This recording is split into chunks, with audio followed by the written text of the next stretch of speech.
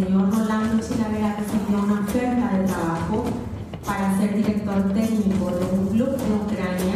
Cuando llegan al lugar, ellos fueron despojados de sus pasaportes y posteriormente privados de su libertad.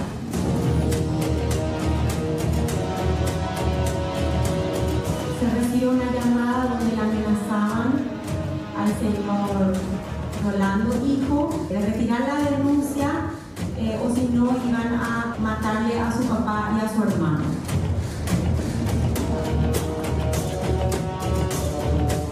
El Ministerio Público está realizando una investigación sobre trata de personas con fines de explotación laboral. Estamos hablando de una red muy importante dentro de lo que corresponde a Europa del Este.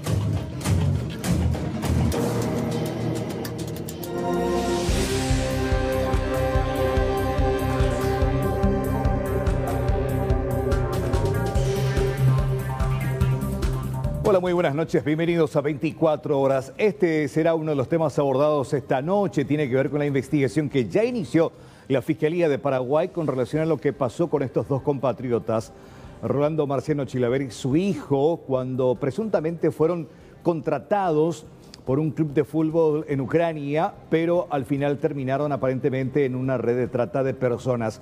Es lo que se investiga, hay pocos datos al respecto y hay más preguntas que respuestas. Vamos a abordar este tema, reiteramos, aquí en 24 horas. Rolando, ¿cómo te va? Buenas noches. ¿Qué tal, Carlos? ¿Cómo están? Buenas noches. Y otro de los temas que vamos a estar abordando esta noche, un terrible suceso que nos llega desde la zona del departamento de La Mambay, en la frontera, específicamente en Pontaponá, donde una mujer fue asesinada de varios balazos. Ella se encontraba con su hijo, quien también recibió heridas, fue trasladado hasta un centro asistencial.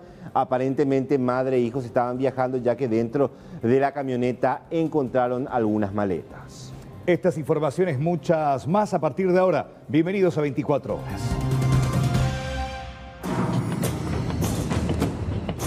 El señor Rolando Chilavera recibió una oferta de trabajo para ser director técnico de un club en Ucrania. Cuando llegan al lugar, ellos fueron despojados de sus pasaportes y posteriormente privados de su libertad.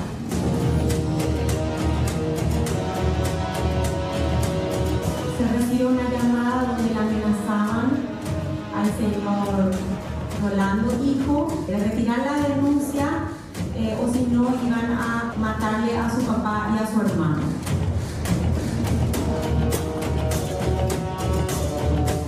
El Ministerio Público está realizando una investigación sobre trata de personas con fines de explotación laboral. Estamos hablando de una red muy importante dentro de lo que corresponde a Europa del Este.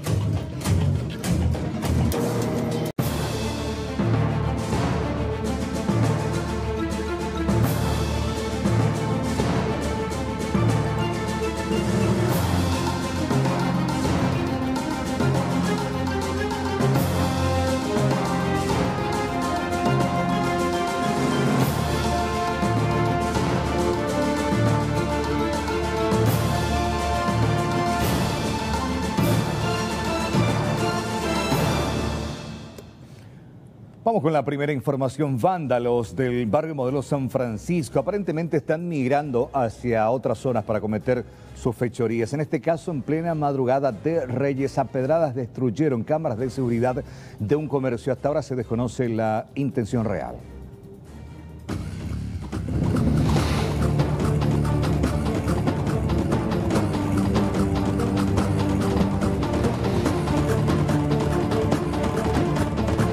La comerciante Karen Ramírez viene siendo la principal víctima de los mal llamados pirañitas del barrio San Miguel de Ceballos Cue. En plena madrugada de Reyes, los menores infractores por enésima vez atacaron su local a pedradas, con el objetivo de destruir las cámaras de vigilancia externas.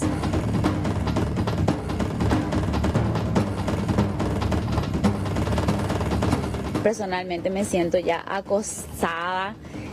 Porque es constante este tipo de eventos por acá, ¿verdad? Y no solamente yo, sino todos los barrios, o sea que todos los vecinos, estos niños, porque son niños en realidad, ya se pasan, en el sentido de que cada casa ya es víctima ¿verdad? No podemos dejar absolutamente nada afuera. Hechos de robo. Sí, ropa, de repente sillones, bicicletas, cualquier cosa que está a mano, porque ellos las 24 horas están recorriendo el barrio, ¿verdad? Karen sospecha que los niños vándalos son del barrio Modelo San Francisco, que está ubicado apenas a unos 200 metros de su comercio, ya que normalmente los mismos, luego de cometer sus fechorías, se dan a la fuga hacia ese sector. Y lo peor de todo es que son menores y que no se puede hacer absolutamente nada, ¿verdad? De repente los policías les suelen agarrar y luego después de un tiempito les suelen soltar todo otra vez de nuevo porque son imputables. Por su parte, la policía sospecha que los menores estén siendo manipulados por personas adultas para amedrentar a la comerciante, en represalia que la misma siempre proporciona imágenes de circuito cerrado a las autoridades para el esclarecimiento de los casos de asaltos que ocurren por la zona. Varias veces le rompen los tubos fluorescentes, pero lo que ella teme es que llegue a mayores. Por ejemplo, tiene envases de garrafa, que sean esos un objetivo, por ejemplo, vandálico, que arrojen en tipo bombas molotov, explote todo, estalle todo esto.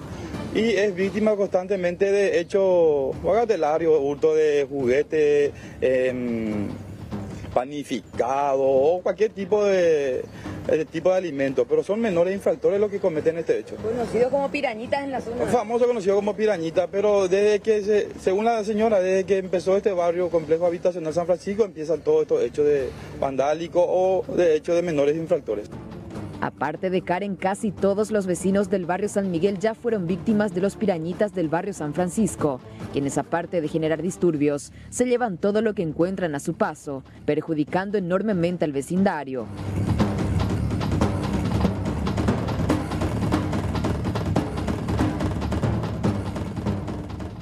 Un joven de 20 años perdió la vida durante una carrera clandestina. Esto ocurrió sobre la ruta internacional número 7, fue la madrugada de este fin de semana.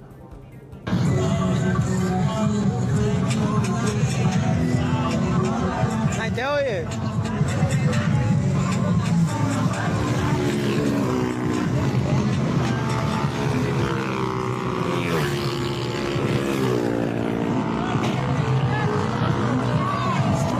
Un joven de 20 años, identificado como Wilson Aníbal Santa Cruz Franco, falleció cuando disputaba una carrera clandestina a bordo de una motocicleta sobre la Ruta 7. Precisamente la carrera mortal fue grabado por un testigo, donde se vio el exacto momento cuando el joven impactó contra una camioneta. Nuevamente se cobró una vida joven.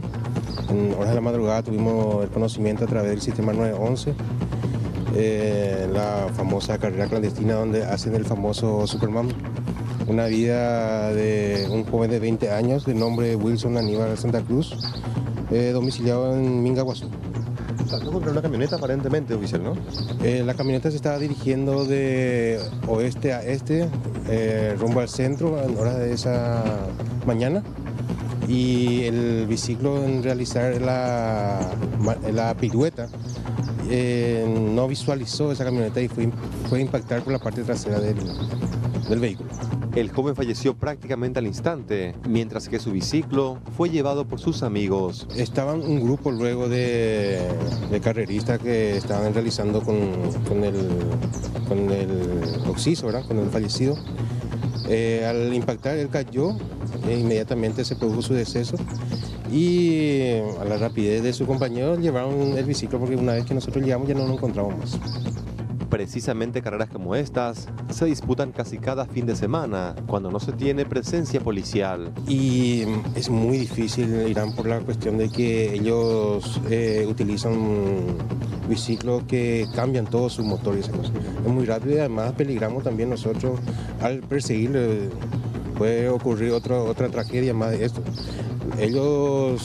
Nosotros realizamos los controles y tienen su campana, o sea, que alguien que nos controla a nosotros, y una vez que nosotros cambiamos de otro lugar para realizar la barrera o el control, ahí le advierte a sus compañeros para realizar estas carreras. La muerte de este joven de 20 años se suma a una larga lista de fallecidos durante dichas carreras clandestinas.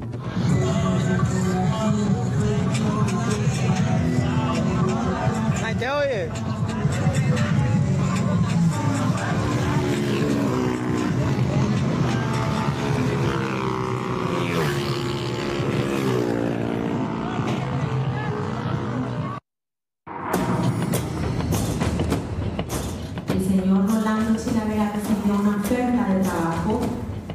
ser director técnico de un club de Ucrania. Cuando llegan al lugar, ellos fueron despojados de sus pasaportes y posteriormente privados de su libertad.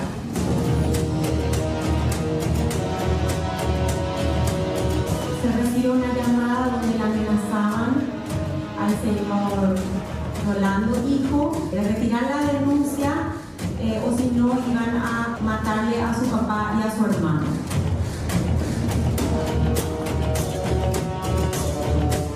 El Ministerio Público está realizando una investigación sobre trata de personas con fines de explotación laboral. Estamos hablando de una red muy importante dentro de lo que corresponde a Europa del Este. Bueno, hasta ahora hay mucha confusión al respecto, versiones dispares sobre este tema, pero la oficial es la que tenemos de la Fiscalía, que ya inició aquí una investigación sobre presunta trata de personas y habla la Fiscalía de una red de Europa del Este. Mientras tanto, les comentamos que 2 delincuentes asaltaron un mini mercado dedicado a la venta de productos las 24 horas acá en Asunción.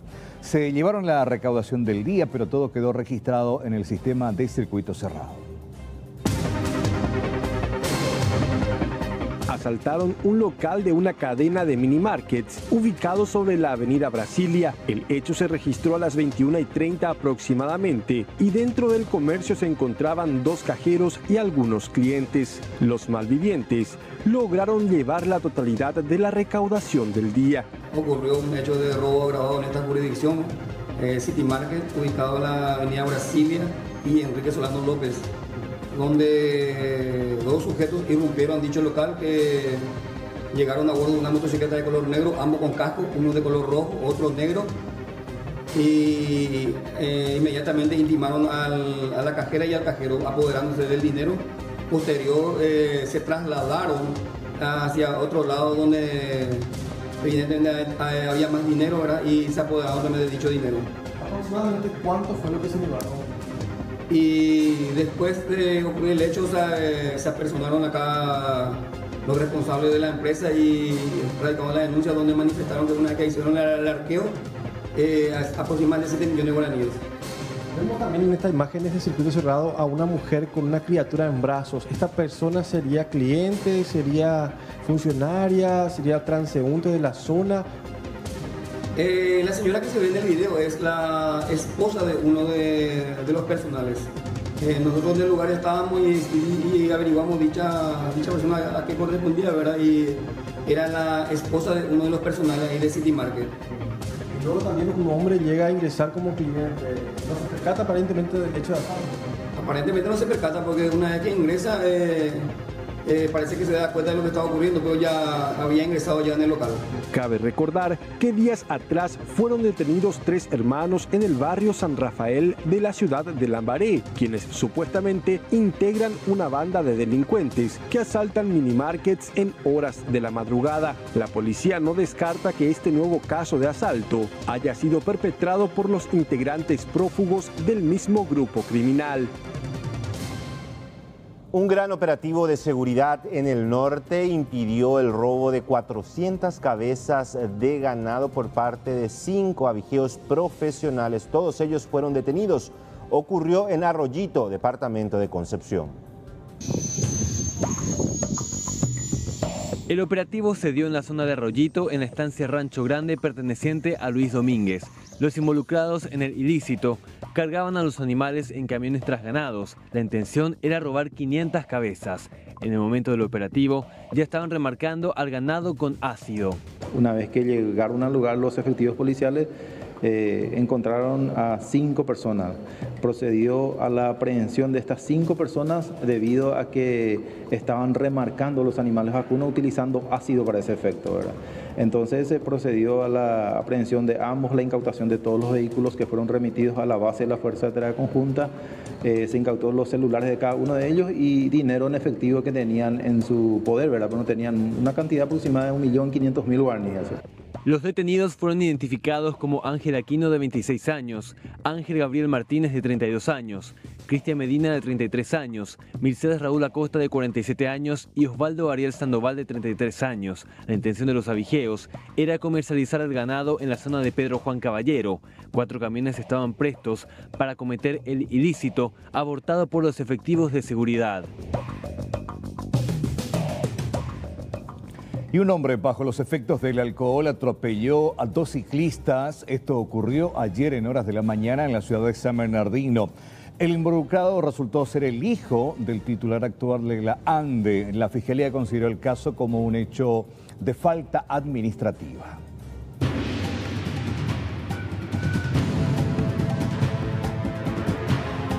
Intenté ponerse negó nomás y iba a ser peor bravo. Yo tengo que esperar a mi abogado. Me dijo, más o menos, así yo ya ponerse negó y me voy a poner por resistencia. Si te negamos a pedir examen de sangre y ese no te podemos poner porque la fiscalía va a pedir, ni tu abogado va a poder conseguir. Mi abogado me acaba de decir que espere. Él quiere venir a hacer el ¿está llegando? ¿Está filmando? Sí. 5 minutos, vamos a esperar. El responsable de este incidente vial fue Pablo Sebastián Ferreira Jiménez, de 29 años, hijo del presidente de la ANDE, Pedro Ferreira. Protagonizó con su camioneta un accidente de tránsito en la mañana de este domingo en pleno centro de San Bernardino, estando bajo los efectos del alcohol. El suceso se registró cerca de las 8:20 a la altura del kilómetro 47,5 de la ruta General Morínigo. Según el reporte policial, el conductor de la camioneta, luego de atravesar al carril contrario, atropelló a 2 ciclistas de 40 y 26 años de edad respectivamente. El primero sufrió lesiones que derivaron en su atención en un centro asistencial. El conductor en principio se negó a ser sometido al alcotest, por lo que el Ministerio Público ordenó su demora preventiva en la comisaría de la ciudad, donde se dispuso además la retención de su camioneta. No obstante, horas después, Pablo Ferreira accedió a la prueba ante los agentes de la patrulla caminera y el resultado dio positivo, con una graduación de 0,278. Voy a sobrar, pero no depende de pero mi abogado me dijo que espere 5 minutos, le está llegando. ¿Quiere estar calma? Está llegando ahora mi abogado. ¿Va a soplar algo? Voy a soplar con mi soplar. Digan 5 minutos, soplar. Digan 5 minutos. Esto es obligación, tenés que someterte con la prueba. No sé. Mi abogado me dijo que lo esperar. Bueno, le vamos a esperar acá. Vamos a esperar a soplar y va a venir la misma cosa, va a llegar, vas a soplar igual. No, pero vamos a esperar algo. Vamos a soplar algo. Voy a soplar con mi abogado. ¿Y soplar? Te acabo de decir una cosa. Voy a esperar que llegue el abogado y voy a soplar. Soplar, ahí. La afirmación la vamos a mostrar a tu abogado. ¿Qué tú tienes la afirmación? Y bueno, ¿y qué tiene que ver tu abogado con mi abogado? Con la prueba. Mi abogado me dijo que espere a que él llegue para soplar. La misma cosa, la misma cosa. Le dije más pronto que vamos, porque me acaba de decir él de esperar que yo llegue para soplar. Creo que espere que vos llegues para soplar. Ah, bueno, me ha acompañado, le digo que espero que vos llegues para que me acompañe. Fíjate a dónde, dale, fíjate a dónde,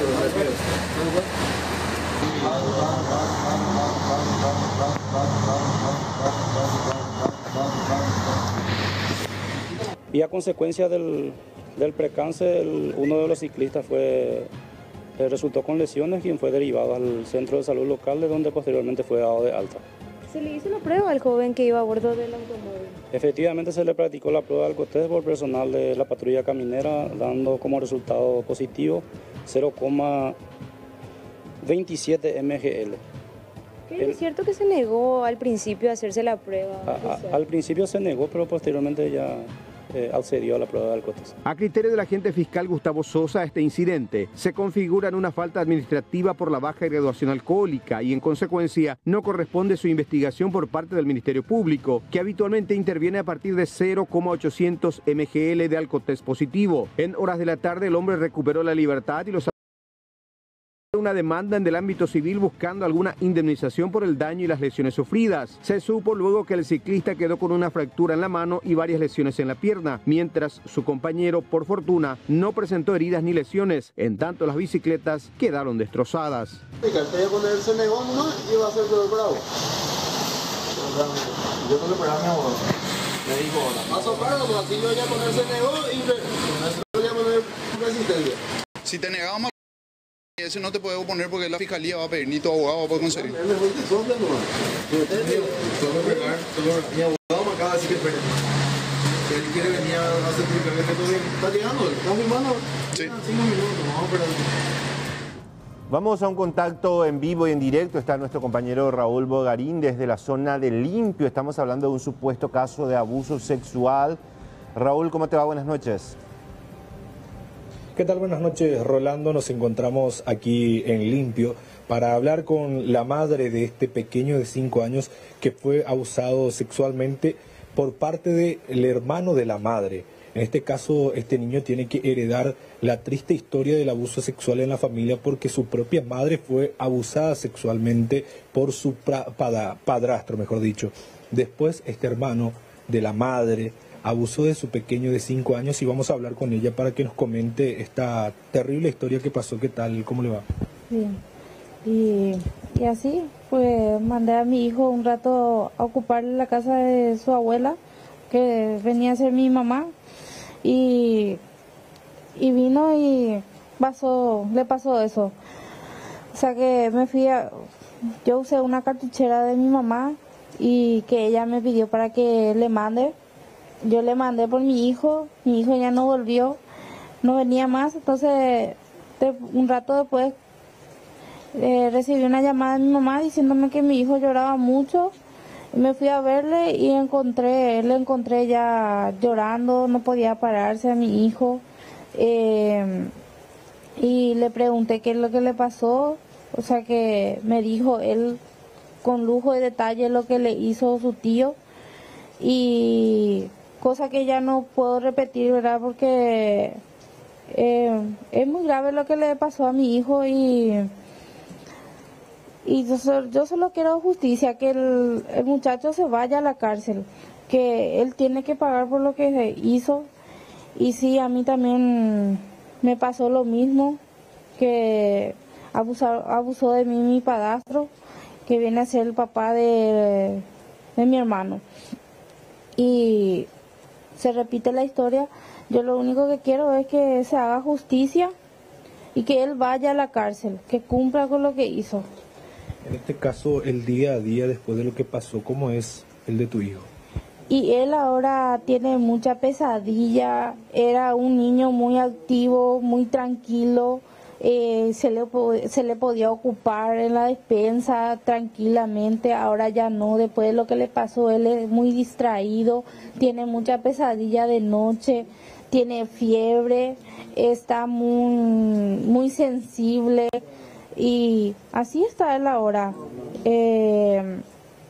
Y soy yo la que estoy sufriendo detrás de él porque duele verle a tu hijo que era una criatura tan, ¿cómo decirle?, activa, inteligente, juega mucho, y que ahora esté así. Eso me duele mucho a mí verle así a mi hijo. Además, el valor que tuvo tu hijo para venir a contarles a ustedes, también a la doctora le contó todo lo que le pasó.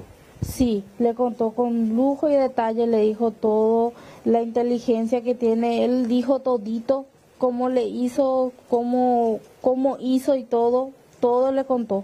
Incluso le identificó plenamente a tu hermano porque son varios ustedes.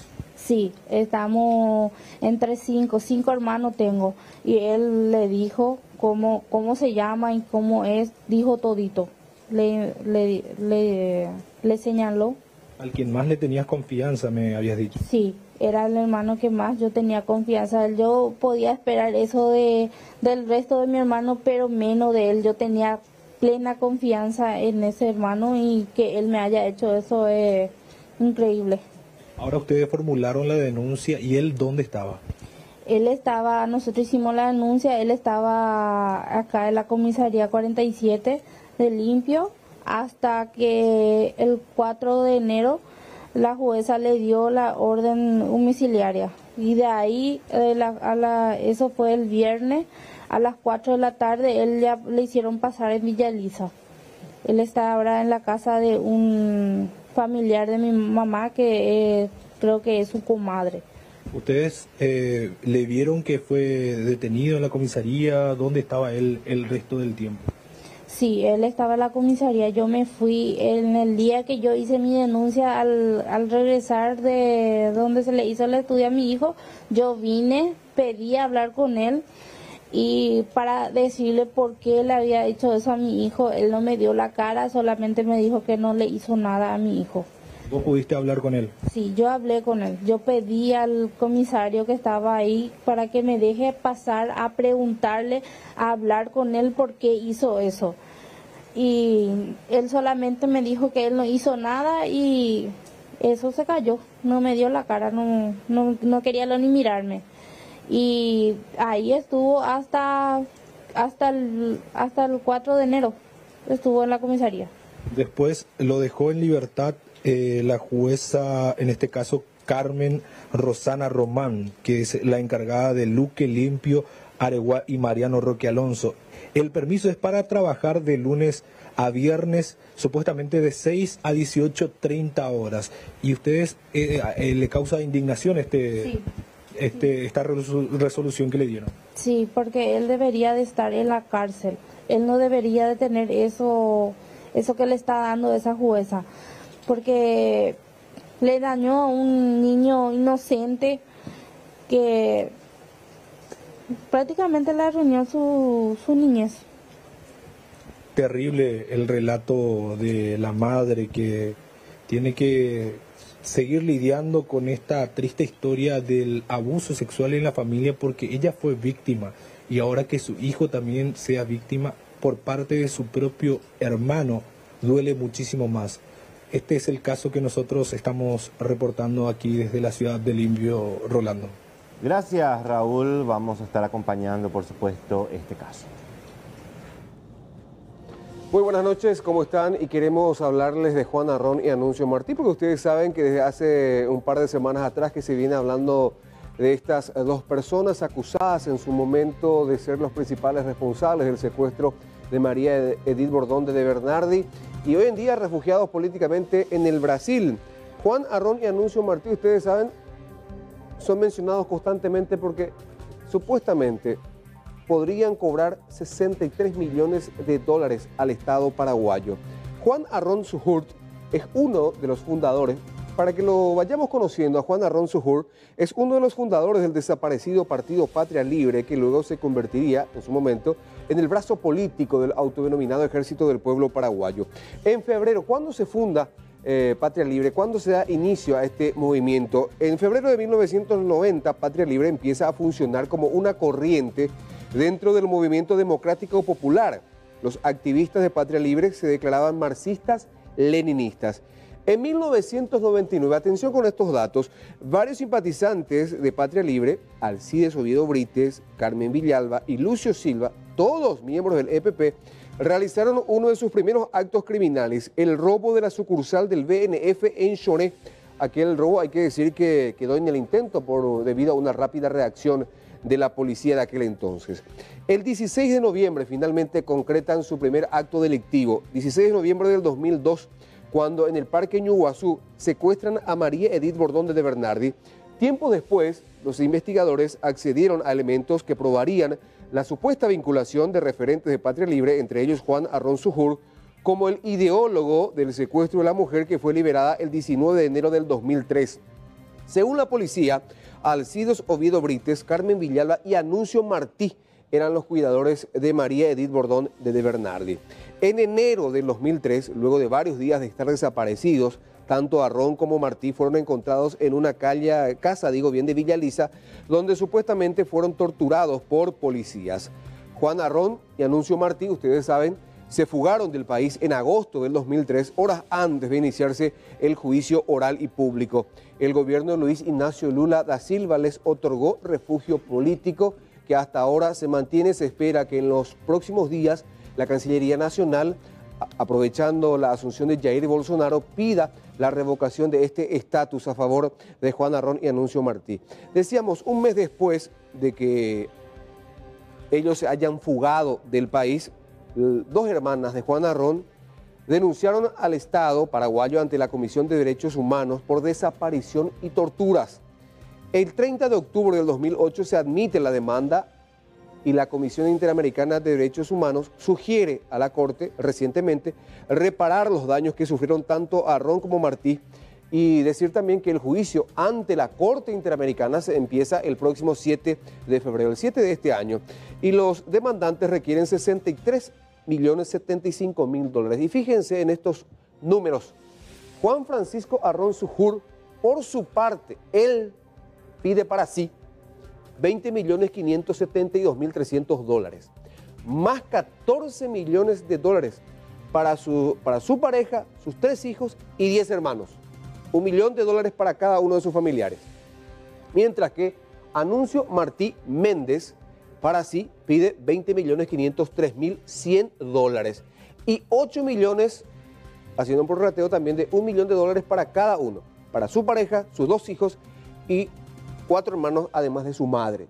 En total, esto llega a 63.075.400 dólares. Los antecedentes indican que hasta ahora nunca la Corte Interamericana de Derechos Humanos dictó una sentencia con estos números. Nunca superó los 2 dígitos la condena dictada en su momento por la Corte Interamericana de Derechos Humanos. Estos números y estos antecedentes, porque mucha gente, Carlos, Rodi, audiencia, de repente, principalmente la gente joven, no conoce la historia de Juan Arrón y Anuncio Martí y toda su historia con los secuestros y este partido que dio inicio al autodenominado Ejército del Pueblo Paraguayo, que opera, este grupo criminal que opera en la zona norte del país. Patria Libre. Sí, Patria Libre. Este 7 de febrero se sabe la sentencia. No, es el descargo. Empieza el juicio y probablemente allá por marzo podríamos ya saber. Paraguay tiene que presentar su descargo. Tiene que presentar ambos sectores, tanto acusación como defensa tienen que presentar sus descargos. Bien, excelente. Gracias, Aníbal. Gracias, señor. Gracias. Vamos con otra información. Marciano Rolando Chilaver y su hijo habrían sido víctimas de una peligrosa red de trata de personas que opera en Europa del Este, según dio a conocer en conferencia de prensa el Ministerio Público. De acuerdo a esta misma información, aparentemente los tenía bajo amenaza. Incluso hubo una comunicación con otro hijo acá en Paraguay, a quien se le dijo que si anunciaba, comentaba o denunciaba esto a las autoridades, estaba en peligro la vida de su padre y de su hermano.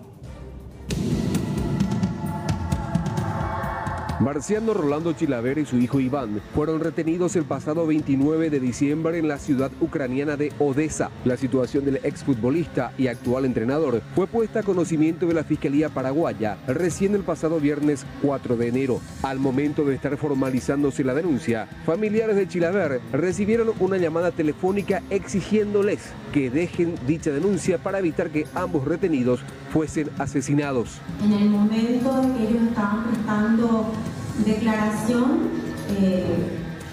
se recibe una llamada donde le amenazaban al señor Rolando hijo, ¿verdad?, de retirar la denuncia o si no iban a matarle a su papá y a su hermano. Es así que activamos de forma coordinada con la Cancillería y efectivamente también el señor presidente de la República, a través del ministro Castiglioni, una coordinación de trabajo vía diplomática a fin de la búsqueda y localización de estas personas paraguayas y el rescate inmediato de los mismos, pues también se había manifestado el extravío de sus pasaportes y de la suma de dinero de $1.500. Chilaver y su hijo viajaron a Ucrania con la promesa de entrenar a un equipo de fútbol local a cambio, supuestamente, de 2 millones de euros. El Ministerio Público está realizando una investigación sobre trata de personas con fines de explotación laboral. ¿En qué sentido? El señor Rolando Chilaver ha recibido una oferta de trabajo para ser director técnico de un club de Ucrania por la suma de 2 millones de euros. Es así que con esa oferta laboral él va con su hijo hasta Odesa, Ucrania. Es así que cuando llegan al lugar ellos fueron despojados de sus pasaportes y también de ese dinero, quedando una cuenta en el hotel, en un restaurante y posteriormente privados de su libertad. Ambos compatriotas estaban en poder de uno de los mayores grupos mafiosos de Europa del Este, al decir de la fiscal Natalia Acevedo, quien ponderó la labor de las misiones diplomáticas paraguayas en Rusia y Austria para proceder al rescate. Manifestar también que el personal diplomático que presidió el rescate lo ha hecho con mucha valentía, arriesgando su vida, porque estamos hablando de una red muy importante dentro de lo que corresponde a Europa del Este. La Fiscalía escuchará las versiones tanto de Marciano Rolando Chilaver como de su hijo Iván para establecer alguna conexión del grupo mafioso ucraniano con algunos colaboradores locales. Bueno, de hecho hay mucha confusión, hay varias versiones, más preguntas que respuestas, pero también rescatar que la postura y las declaraciones de la Fiscalía fueron muy concretas, con datos muy concretos, Aníbal, acerca de este raro episodio que ocurrió en Europa del Este con estos compatriotas. El pasado 4 de enero, Carlos, se radicaba a nivel del Ministerio Público esta denuncia y también ya la Embajada de la República Paraguaya en Viena, Austria, recurre al Ministerio de Asuntos Exteriores de Ucrania, a la Dirección General de Protocolo, para poner a conocimiento de ellos la denuncia radicada por el señor José Luis Chilaver, en el que menciona que su hermano y sobrino, Marciano Rolando Chilaver e Iván Rolando Chilaver Domínguez, fueron detenidos contra su voluntad en un hotel habitación 203 de Odessa, Ucrania. Da, por supuesto, los datos personales de su hermano Marciano Rolando, como así también de su sobrino Iván Rolando, de 24 años.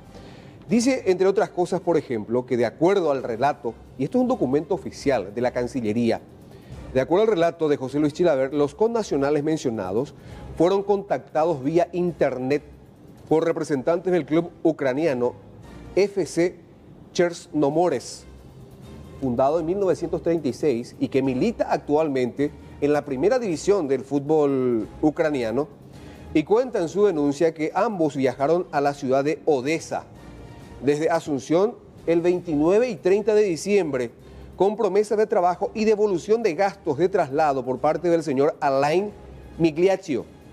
Fueron recibidos, dice la denuncia, por el gerente deportivo del club, un señor de nacionalidad española de nombre Fernando.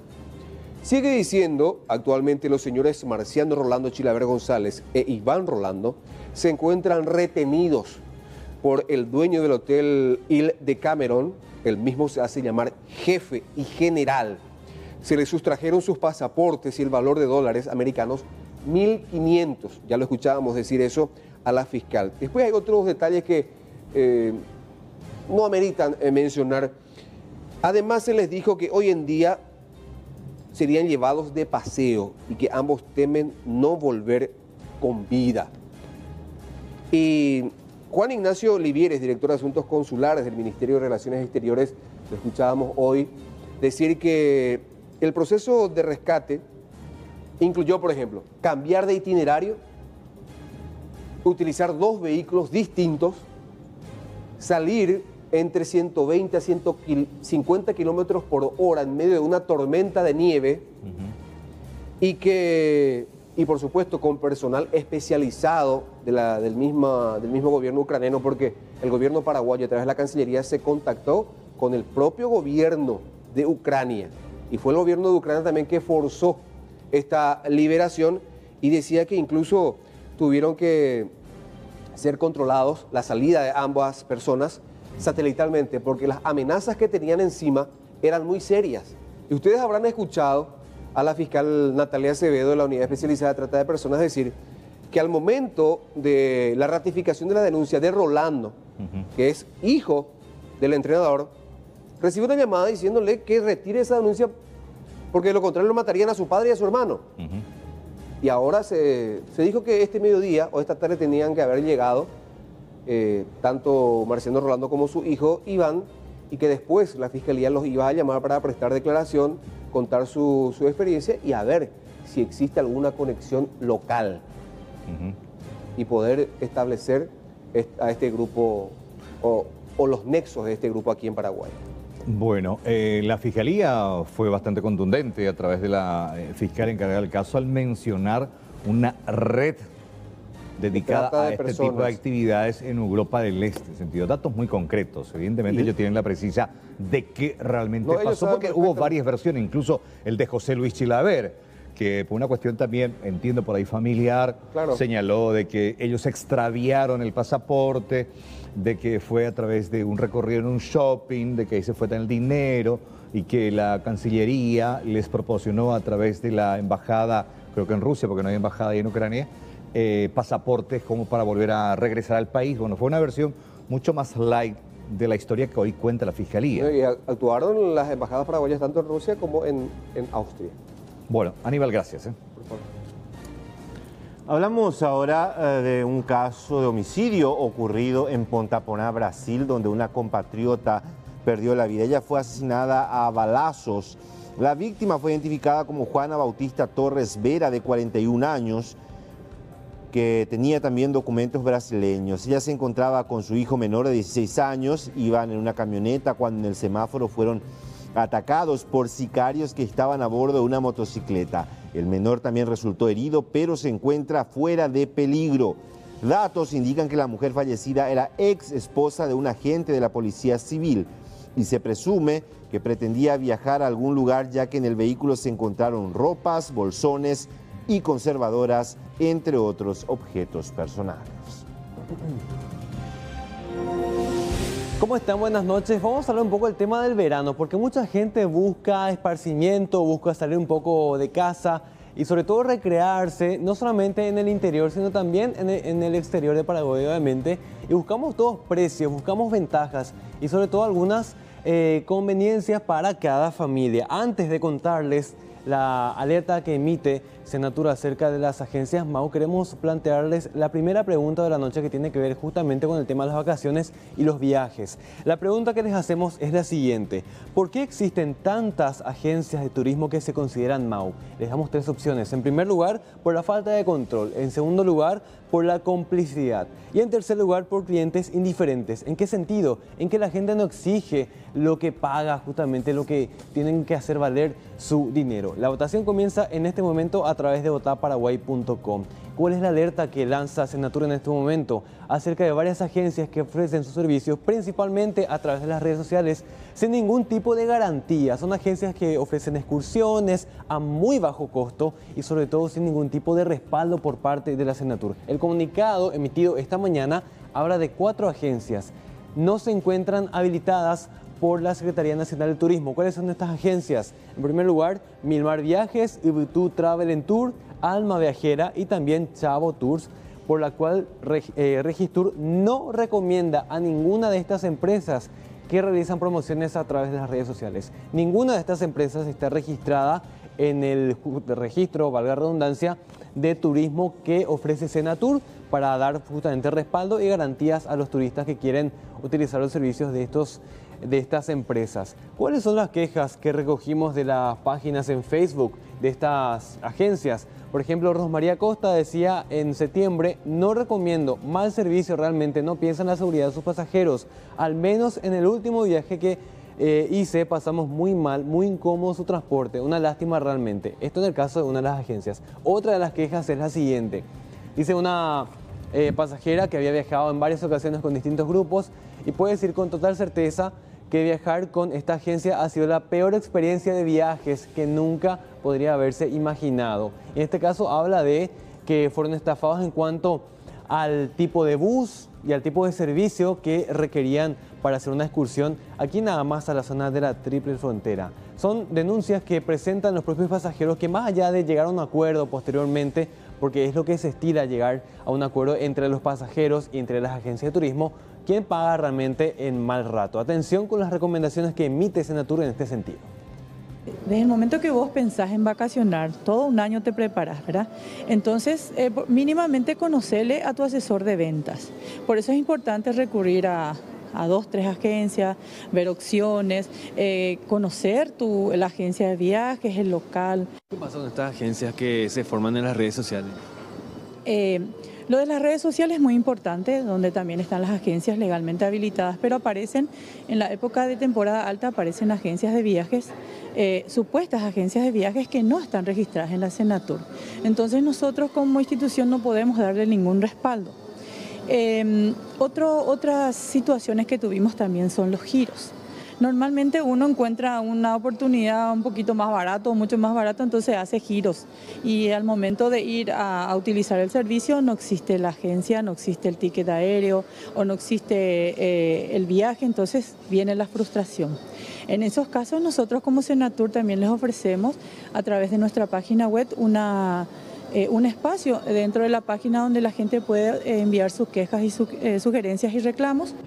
Bueno, esto nos decía Asunción Ascona de la Senatur. Indicadores para viajar, muy importante. Hay que fijarse en primer lugar en registros, si esta agencia o la agencia que uno va a contratar figura en los registros de la Senatur. También el precio, tiene que llamarnos la atención. Si un destino que se oferta tiene un precio promedio y vemos en una agencia vía redes sociales un precio demasiado bajo, tiene que llamarlo sumamente la atención y sobre todo verificar las condiciones y la garantía que ofrecen para emprender un viaje. También tenemos que analizar el tema de las transferencias de dinero. Si una agencia exige el pago de los servicios vía giros o vía transferencia celular, tiene que llamarnos mucho la atención. Y también hay que fijarse un poco en los comentarios que están en las redes sociales, principalmente en las páginas de Facebook, a ver qué dice la gente que ya utilizó los servicios de estas agencias. Vamos a los resultados de la encuesta de la noche que tiene que ver con esto justamente. ¿Por qué existen tantas agencias de turismo que se consideran MAU? En primer lugar, a ver, falta de control, 86%, complicidad, 6%, y finalmente clientes indiferentes, a los que no les importa pagar un poco menos y poner en riesgo su seguridad, a ver, 8%. Así opina la gente a través de votaparaguay.com. Muchas gracias a todos por participar. Breve pausa, enseguida más noticias.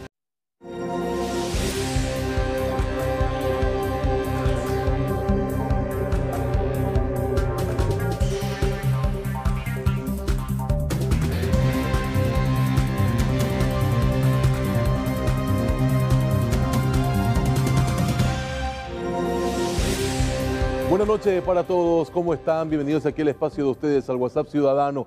Todo lo que registra el 7230-3000 es momento de revisarlo ahora mismo. En la ciudad de Luque vamos a mostrar la siguiente situación. Hora de la madrugada, lo hablábamos aquí con Carlos, con Rolando, hora muy complicada para el tránsito.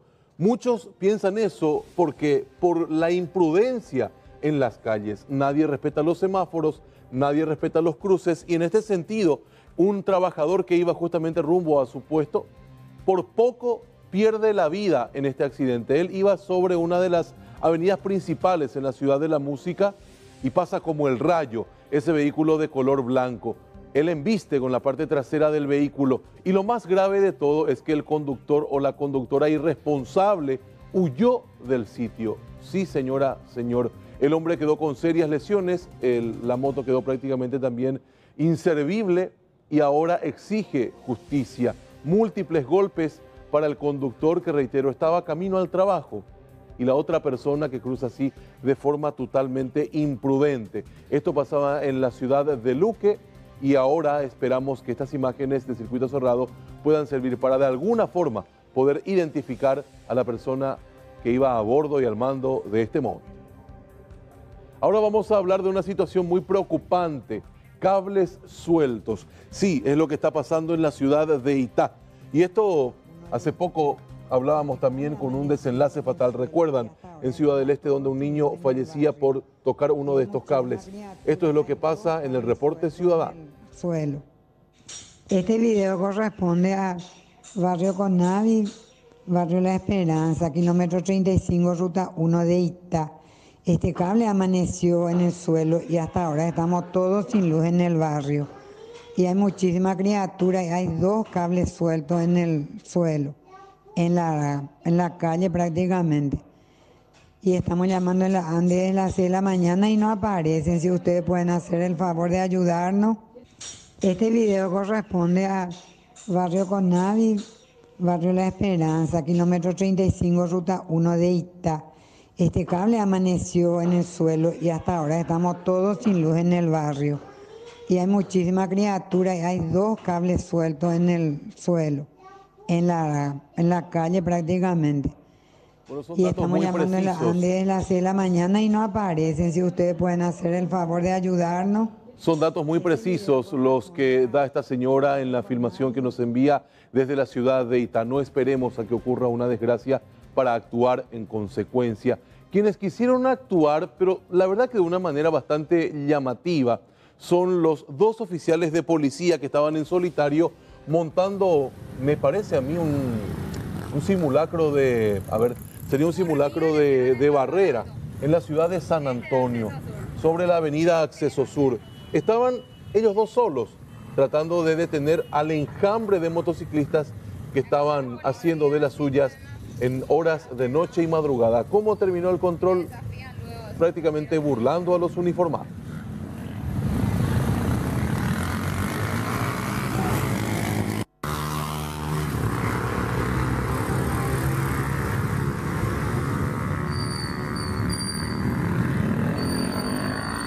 De Acceso Sur, ahí está en más una denuncia más.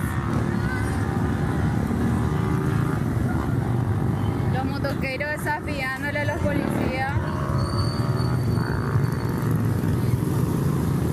atropellándole a los autos.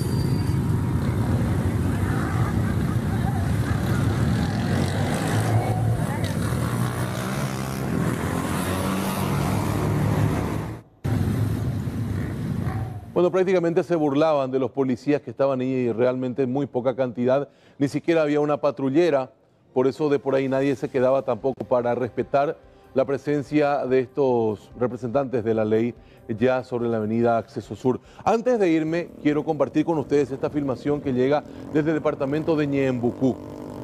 Es terrible la irresponsabilidad de estos dos muchachos que estaban a bordo de esta moto y del tercero que estaba filmando. ¿Cuál es la situación que puede parecernos graciosa de entrada? Pasa que fueron a comprar cerveza, llenaron esa conservadora con la rubia espumante, luego tenían que volver al local donde estaban de fiesta. Este hombre que va detrás es una persona con aparentes problemas mentales, a quienes dieron de beber cerveza en buena cantidad y se divirtieron llevándolo de esta forma. Vean ustedes, colgándose prácticamente, no puedo ni siquiera adivinar en qué parte de la moto está sentado, sobre el guardabarro, no sé. Ustedes tratarán de ayudarme un poco en casa viendo esta imagen que realmente habla mucho de la irresponsabilidad de estas personas. Ocurrió en la localidad de Tacuaras. Si caía este hombre, mínimo se iba a pegar un golpe en la cabeza, algún raspón. Y muchas veces no hace falta de que el golpe sea muy importante como para poner en riesgo la vida, ¿no? Prácticamente arrastrando los pies descalzo, él estaba yendo en estas circunstancias. Me parece a mí que para la broma ya es demasiado. Pasó entonces en Tacuaras, departamento de Ñembucú. Usted puede seguir enviando su video como hicieron estas personas. El número quiere saber, claro, ya con los compañeros lo ponemos ahí en el Zócalo, 0972-3030-00. Usted ya está anotando en casa para que pueda comunicarse con nosotros durante las 24 horas. De mi parte será hasta mañana. Las informaciones continúan.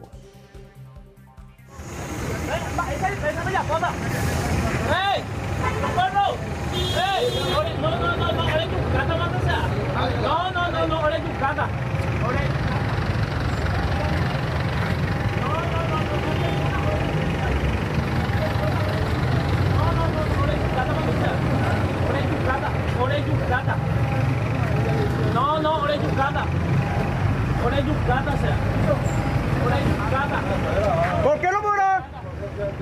¿Por qué mora? ¿Por qué no mora? ¿Por qué no mora? Y decime por qué no mora. ¿Por qué no mora? Y decime por qué no mora. ¿Eh? ¿Dónde ya? Acá yo puedo orar.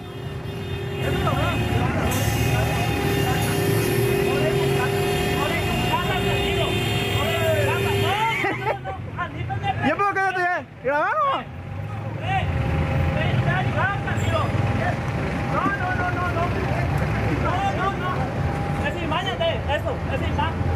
¿Qué pelotudo sos, será? ¿Cómo así van a actuar? ¿De qué vos te crees que sos pelotudo?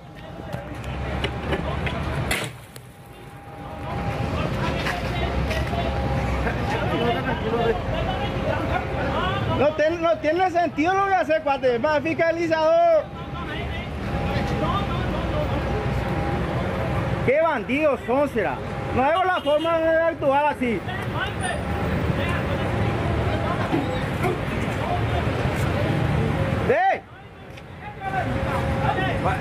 ¿Qué es lo que le pasa a usted, ¿Cómo va a actuar?